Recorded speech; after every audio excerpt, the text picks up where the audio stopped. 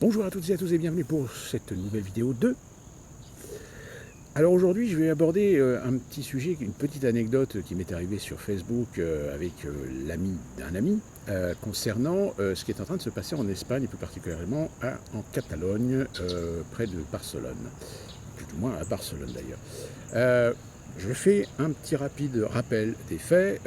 Il y a eu un référendum organisé par le gouvernement de Catalogne. Je rappelle que l'Espagne, le Royaume d'Espagne est constitué de différentes régions qui ont plus ou moins certaines autonomies et donc ont des gouvernements locaux avec voilà, quelques spécificités sur le plan économique et social qui leur permettent de pouvoir gérer un petit peu l'activité indépendamment d'une autorité globale qui est celle de Madrid, un peu comme d'ailleurs ce qu'on a en France. En France, vous avez l'État qui promulgue en général l'ensemble des directives, des lois, des textes, des normes en matière sociale et économique. Les régions, après, ont des organisations, mais relativement limitées, ce qui n'est pas le cas en Espagne. En Espagne, les régions, telles que la Catalogne, l'Andalousia, la Galice, ont des pouvoirs un peu plus évolués et plus adaptés sur le plan économique et social par rapport à leur population et à leurs infrastructures et évidemment toute l'activité économique qui s'y rattache. Et donc, il y avait un sentiment d'indépendantisme qui émanait dans la politique de la Catalogne et donc le gouvernement a lancé un référendum pour demander aux Catalans de savoir s'ils souhaitaient l'indépendance ou rester dans le royaume d'Espagne. Le résultat, évidemment, a été sans appel puisque 90% des suffrages exprimés ont été pour l'indépendance. Ce qui s'est passé, ce qui est très intéressant, et d'ailleurs ce que beaucoup de gens ignorent un peu, c'est qu'au départ, l'Union européenne, parce que l'Union européenne est quand même concernée par cette affaire, ne s'est pas trop prononcée sur cette initiative d'un référendum pour l'indépendance. Je rappelle quand même qu'on était déjà avec le Brexit britannique qui avait été voté avant ça. Et d'ailleurs, ça avait généré un petit peu une rumeur en disant que ça y est, la Grande-Bretagne a amorcé des mouvements indépendantistes à l'échelle européenne. Donc la Catalogne vote pour un oui pour l'indépendance. Le gouvernement catalan n'est pas remis en question par l'Union européenne. Pourquoi ?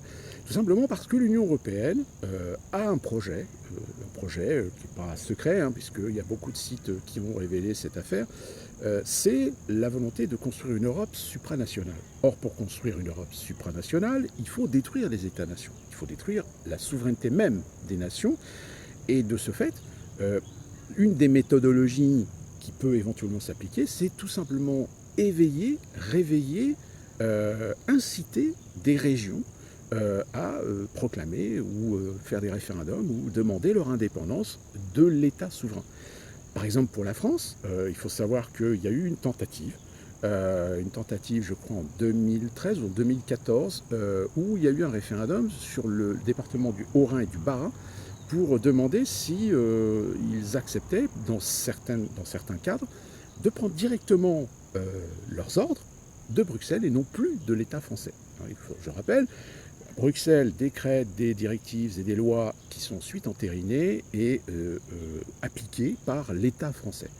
Alors évidemment, c'est des procédures administratives qui sont relativement longues. Le temps entre le moment où la loi ou le décret européen est voté et le moment de son application au sein des pays membres, il s'écoule parfois peut-être 3, 4 ou 5 ans. Donc c'est très très long.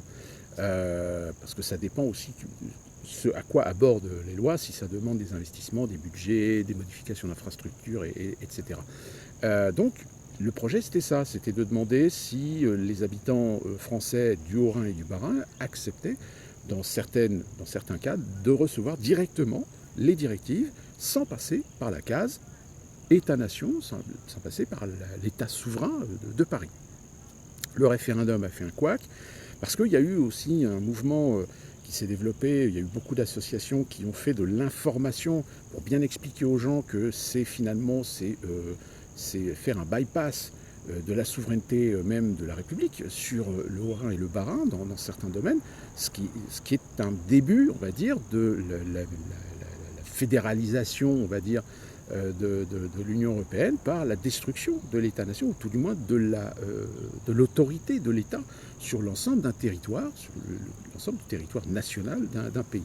Bon, finalement, ils ont laissé tomber, ils sont passés autrement, c'est-à-dire qu'ils ont fait une approche politique auprès des gens qui font partie du conseil régional, et finalement ils ont réussi plus ou moins, alors pas en totalité, mais ils ont réussi à faire en sorte de mettre en place des projets, ou tout du moins des réglementations qui permettent dans certains domaines de prendre directement leurs ordres de Bruxelles, et ça ne passe plus par Paris. Mais bon, ça fera l'objet d'une autre vidéo, mais c'est juste pour vous donner un exemple.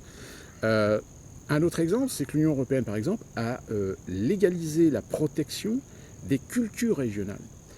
Pourquoi? Tout simplement, c'est pour donner un militantisme régional. C'est-à-dire que l'Europe, aujourd'hui, eh bien, il faut le savoir, donne des subventions, investit dans des projets régionalistes. C'est par exemple des subventions qui sont données à des associations en Bretagne pour la préservation de la langue bretonne, par exemple.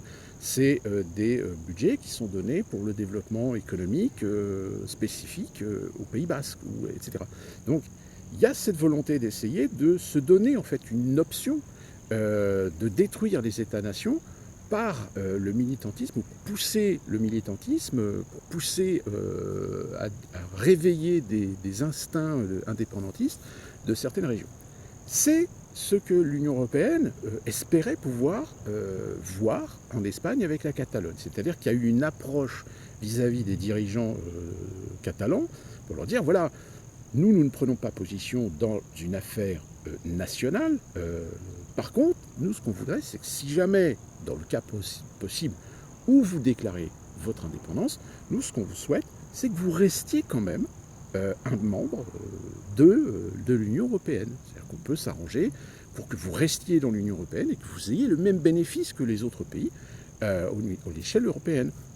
Sous-entendu, évidemment, c'est garder la mainmise sur la Catalogne. Sauf que les autorités catalanes ont dit, non, si on fait une indépendance, l'indépendance, elle est aussi motivée de se sortir de ce giron de l'Union européenne. Donc là, évidemment, l'Union européenne a complètement retourné sa veste et a fait en sorte de pousser Madrid à mettre un terme à cette mascarade. Voilà, après l'histoire, on la connaît, hein, c'est le gouvernement qui a été destitué, un certain nombre de représentants de ce gouvernement qui ont été, on va dire, ont été soumis en fait à des arrestations, etc., puisqu'il y a le président même du gouvernement qui s'est enfui, je crois, en Belgique. Bon, finalement, il est revenu. Donc là, ils sont passés en procès, et alors là, la sanction, elle est énorme, parce qu'au lieu de se prendre... Bon, en effet, c'est aller à l'encontre de la souveraineté territoriale même de l'Espagne. Donc, c'est vrai que légalement et juridiquement, il faut quand même une peine qui soit symbolique par rapport à des gens qui ont tout simplement essayé d'extraire la Catalogne de l'Espagne. Sauf que les sanctions, elles sont allées de 9 à 13 ans de prison. Je ne sais pas si vous imaginez, mais 9 ans à 13 ans de prison pour simplement... tout simplement avoir lancé un processus démocratique. C'est-à-dire qu'il n'y a pas eu un coup d'État. Il n'y a pas eu un coup d'État en Catalogne pour essayer d'extraire la Catalogne et instaurer une indépendance par la force. Non, il y a eu un processus démocratique qui a été respecté, etc. Non, et bien là, la sanction est tombée, 9 à 13 ans pour un certain nombre d'entre eux. Donc les peines sont lourdes, mais elles sont lourdes parce qu'elles sont à l'exemple même du message très clair. C'est hors de question que la Catalogne recommence son histoire d'indépendance. Sauf que ça a généré des manifestations monstres. Il y a énormément de gens qui sont apparemment allés à l'aéroport de Barcelone, etc. Donc il y a eu des confrontations. Moi j'ai envie de dire que là, Madrid a un petit peu mis le feu aux poudres. Donc on va voir ce que ça va donner dans les jours à venir. Mais il est clair que là, pour beaucoup de Catalans qui espéraient pouvoir acquérir peut-être une autonomie, une indépendance soft, c'est-à-dire par des voies légales et des voies démocratiques, et ben là, on leur a carrément craché dessus. On leur marche dessus et on leur fait comprendre que voilà, vous restez dans l'Espagne, point barre, il n'y a aucun moyen et aucun espoir d'échapper à la suprématie de l'autorité madrilène du Royaume d'Espagne. Donc, Et donc il y a un monsieur qui avait mis un article là-dessus, donc j'avais expliqué, j'avais dit justement, oui, bah, le problème il est là. Et j'avais une personne qui m'a répondu ceci, et qui m'a dit, comment considérez-vous qu'un référendum soit crédible quand il n'y a que 48%, 48,7% pour être plus précis, de gens qui ont dit oui, contrairement aux 52% qui ont dit non. Là je me suis dit, faudra que je revoie un petit peu mes références, mais j'expliquais par contre à cette personne, je suis content que vous mettiez le doigt sur un problème démocratique qui ne concerne pas uniquement ce problème de référendum, qui concerne en général un grand nombre de démocraties. C'est-à-dire que finalement, il y a des élections démocratiques qui ont le manteau de la démocratie, mais en réalité, quand on regarde les chiffres, on se rend compte que finalement, il n'y a qu'une minorité de gens qui finissent par donner un sens au vote démocratique et finir par donner les pouvoirs à des gens qui, en final, n'ont pas l'expression d'une opinion majoritaire. Ça veut dire quoi? Ça veut dire que j'avais déjà expliqué dans une vidéo, une très très lointaine vidéo de l'époque, en 2016, que finalement Donald Trump n'a été élu qu'avec une minorité de voix du scrutin même des États-Unis. Pour un petit rappel, 60 millions, je crois, 480 pour Trump, 60 millions 540 pour Hillary Clinton. En effet, si aux États-Unis le suffrage universel s'était appliqué, c'était Hillary Clinton qui l'emportait. Or, aux États-Unis, vous avez le principe des grands électeurs. Je l'ai déjà expliqué dans une autre vidéo.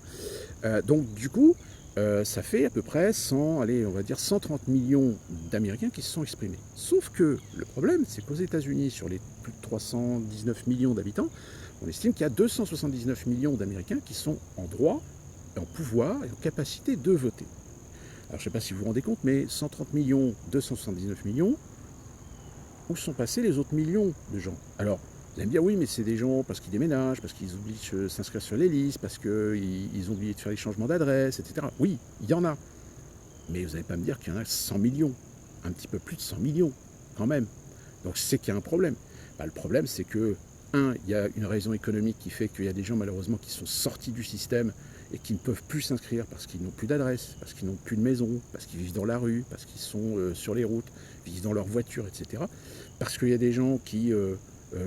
parce qu'ils ont commis des crimes mineurs, mais on leur a retiré leurs droits civiques.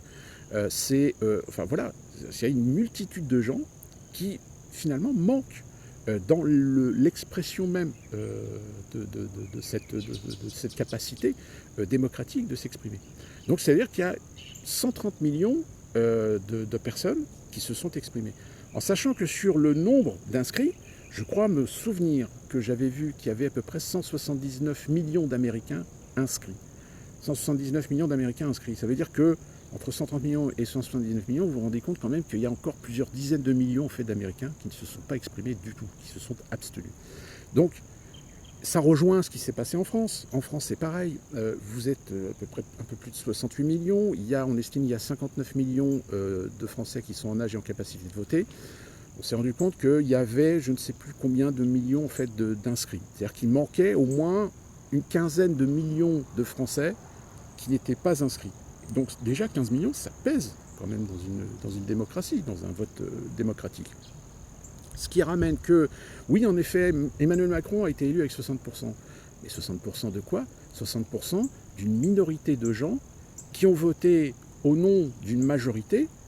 Alors qu'en réalité, si on se réfère sur la capacité réelle de Français en âge et en capacité de voter, Emmanuel Macron n'a été en fait élu qu'avec 15%.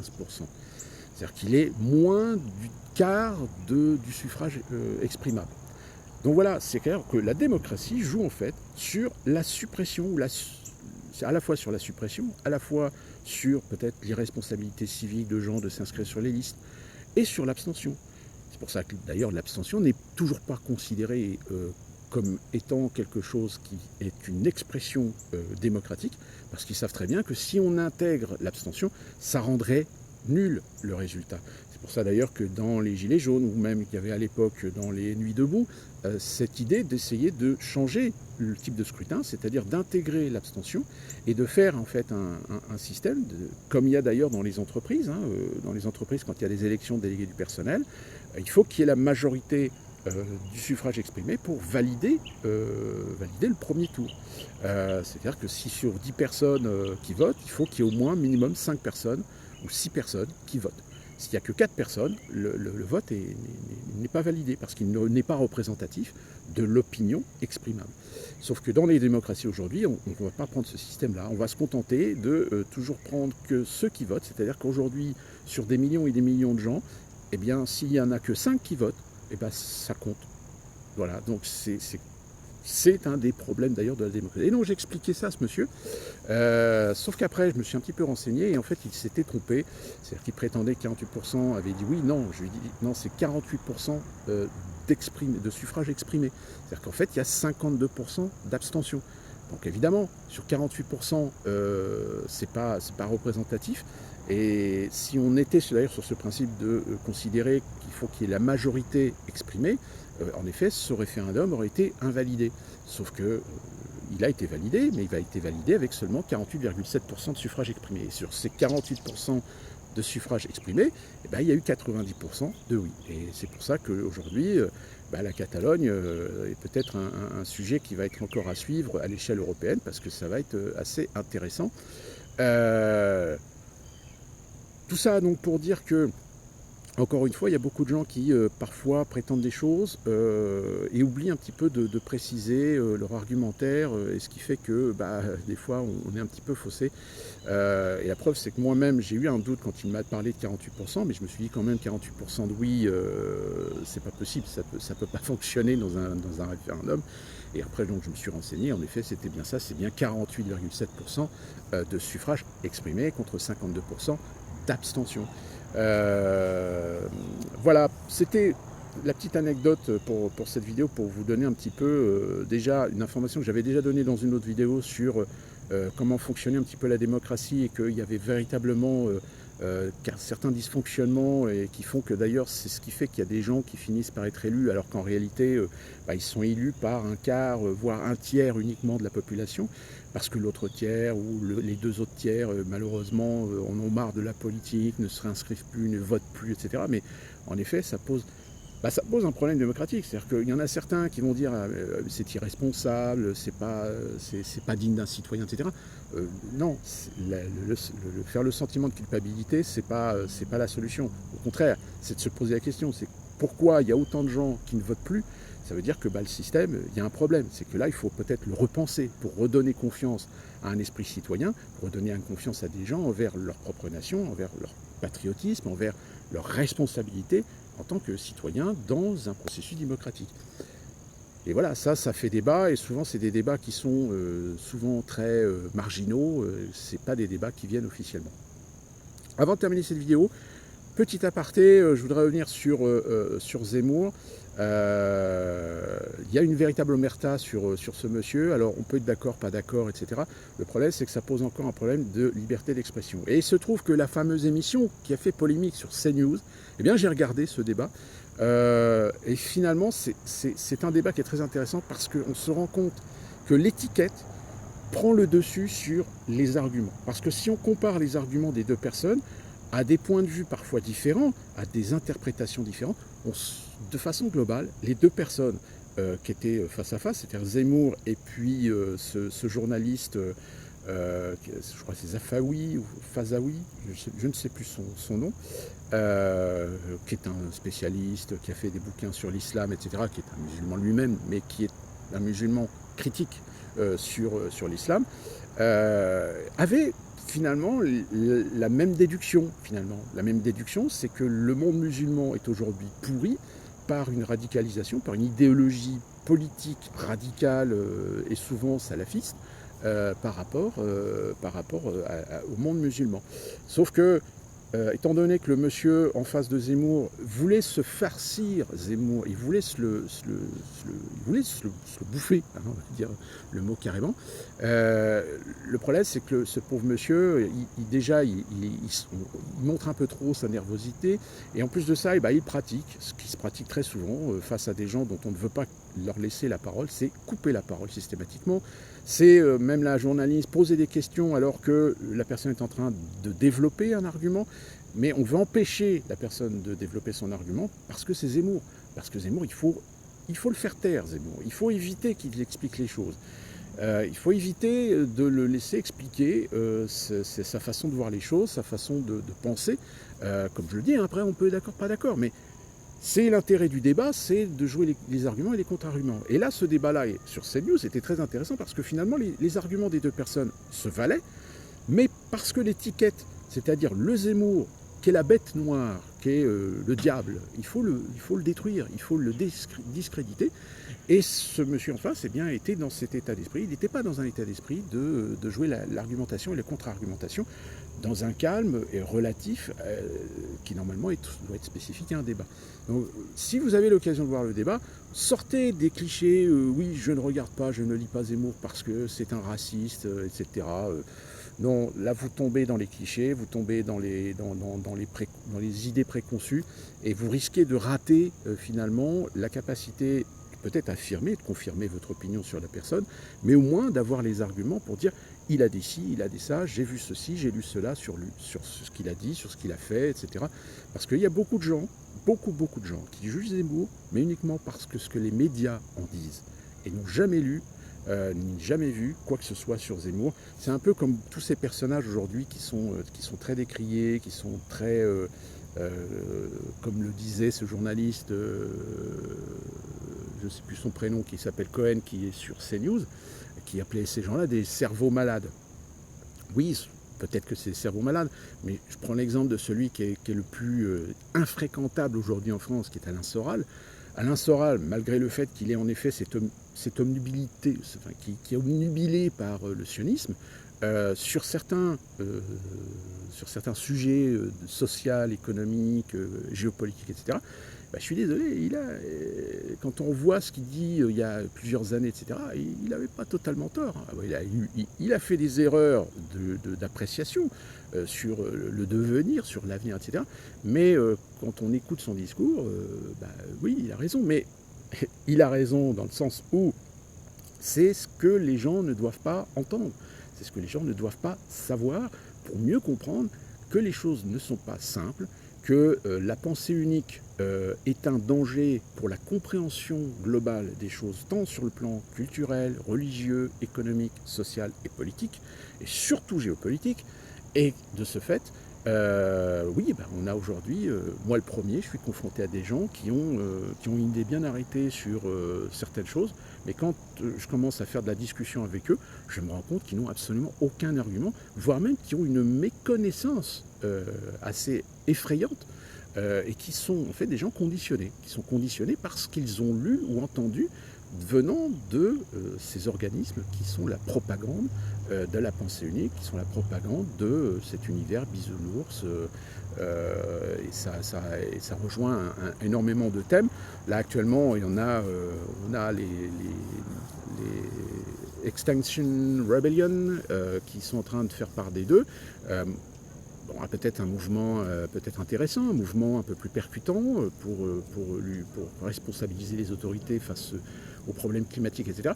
Mais j'aime bien savoir qui est à l'origine de ça, qui est derrière ces mouvements-là. Et c'est là qu'on se rend compte qu'il y a des choses très intéressantes et que finalement on se rend compte que c'est encore une fois de plus des organismes qui sont sous contrôle. Les vrais organismes militants qui veulent lutter véritablement contre des politiques qui vont à l'encontre de l'intérêt général, etc.